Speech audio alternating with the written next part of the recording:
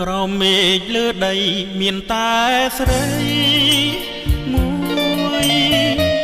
ដែលជាជំនួយនៃរឿងជីវិតខ្លួនអូនស្នេហ៍អូនជាទឹកអមរិតជួយប្រងជីវិតឲ្យមានដងមច្ឆารស់បានអាស្រ័យគុំគីរុក្ខជាតិនានាអាស្រ័យសន្សាររូបបងរួមបានអាស្រ័យ